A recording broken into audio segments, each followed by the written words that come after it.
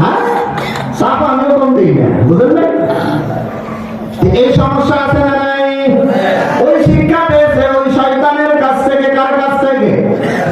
হযরত ইব্রাহিম আলাইহিস সালামকে আগুনে ফেলার জন্য যেই বুদ্ধিটা তারা নিয়েছিল, রহমতের ফেরেশতা সরানোর জন্য মেয়েদের পর্দা সরিয়ে দেওয়া হয়েছে, মেয়েদেরকে বিভিন্ন সাজে সাজানো হয়েছে। বর্তমানে প্রত্যেকটা ঘরে ঘরে আমরা নর্তকীদেরকে সাজাইতেছি, রহমতের ফেরেশতার ঘরে থাকে না। বাড়িতে অশান্তি, ঠিক কিনা? অশান্তির আরো কারণ আছে, কইতে গেলে আলোচনা চলে আসছে। হাজী সাহেব হজ করে আইছে, ছেলে বিয়ে দিব। এখন বিয়ে দেওয়ার সময় নিয়ে দেখছে, দেখার পরে মেয়ের বাবা কইতেছে, বিয়ে সাহেব আমার মেয়ের তো নিবেন, তো যৌতুক কত কি দেওয়া লাগবে? নাউজুবিল্লাহ, আস্তাগফিরুল্লাহ, কত? আমি আল্লাহর ঘরটা ঘুরে আইছি, যৌতুক চাওয়া যায়, তবে সামাজিকতা বলে একটা কথা আছে, ইজ্জতের একটা বিষয়। আমি একজন ধনী মানুষ, আপনার মেয়ে আমার ঘরে দিবে, খালি হাতে দিবে? চাই না কি? চাইছে নাকি? চাই না, কি করতেছে? আপনার মেয়ে আমার ঘরে দিবে, জামাইটা অন্য জনের গাড়ি চাইবে, সরকার বিষয় না।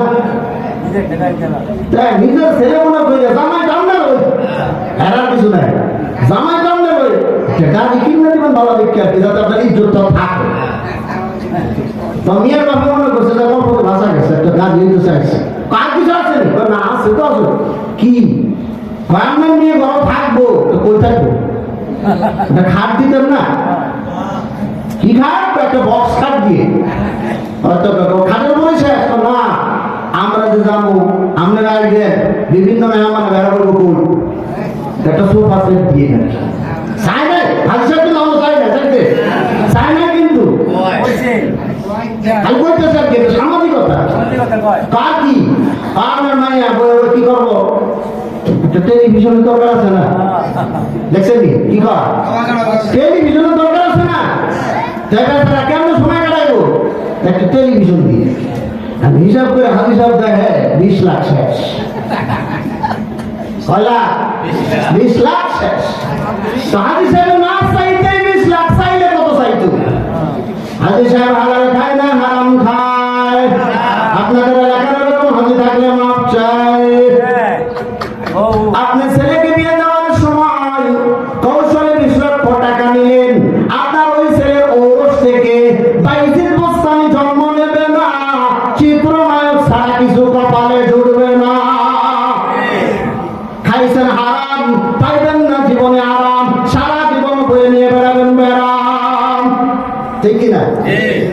হারাম দিয়ে খাইবেন, হারামের টাকা দিয়ে যে রক্ত তৈরি হয়, রক্তটা হালাল না হারাম? ওই রক্ত দিয়ে যেটা পয়দা করবেন, ওইটা হালাল না হারাম? আমি কই আপনারা বসে হারাম খাইয়া রক্ত তৈরি করছেন, যে খাদ্যটা খায়, খাদ্যের মাধ্যমে রক্ত তৈরি হয় না? তো রক্তটা হারাম না হারাম?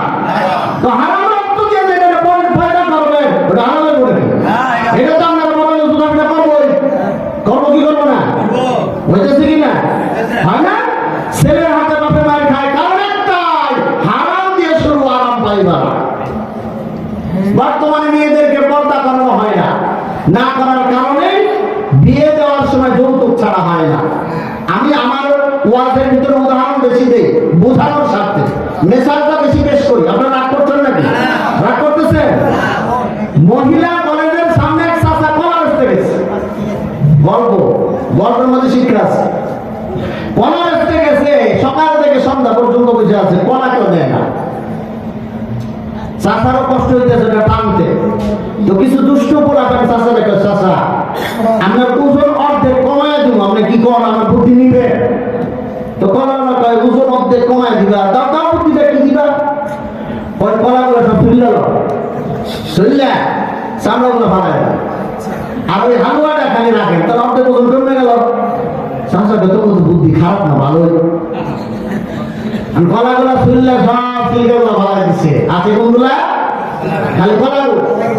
আমি কলা লইয়া চাচা কলেজের গেটে বসে আছে, বসে থাকার পরে সকাল থেকে সন্ধ্যা পর্যন্ত কলা নেন, কলা নেন, সস্তা দেন, 4 টাকা আনি, 2 টাকা আনি, কেউ নেয় না। আইয়ে দেখে মাছি খালি মশার মাছ, জীবাণু খাওয়া যায় না, কেউ নেয় না।